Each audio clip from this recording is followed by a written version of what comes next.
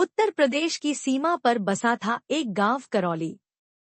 यह गांव वर्षों से वीरान पड़ा था। कहते हैं कि वहां रात के समय अजीब चीखें सुनाई देती थी और गांव का कोई भी इंसान जिंदा नहीं बचा था। आगाज एक ग्रुप के 5 दोस्त राहुल, सीमा, अर्जुन, नेहा और विक्रम गांवों की संस्कृति पर रिसर्च कर रहे थे।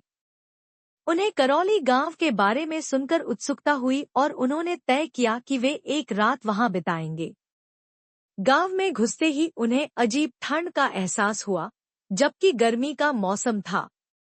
कोई परिंदा भी वहां नजर नहीं आ रहा था। पूरा गांव खामोश था। शुरू हुआ खौफ। रात होते ही एक के बाद एक अजीब घटनाएं शुरू हुईं। सीमा ने देखा कि एक बच्चा बिना पैर के हवा में तैरते हुए मंदिर की ओर जा रहा है।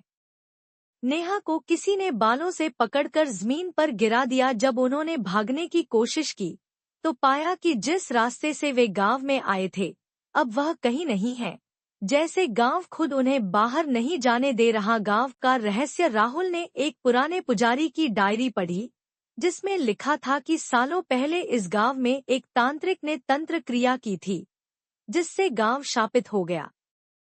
उस तांत्रिक की आत्मा अब भी वहां बंधी हुई है और हर 100 साल में बलि मांगती है। उसी रात 12 बजे विक्रम गायब हो गया।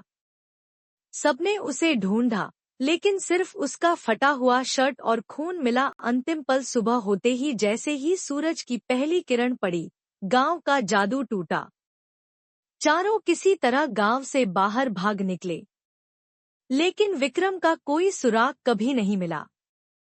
कहते हैं अब भी हर 100वें दिन उस गांव में एक नया मेहमान आता है और लौटकर कभी नहीं जाता।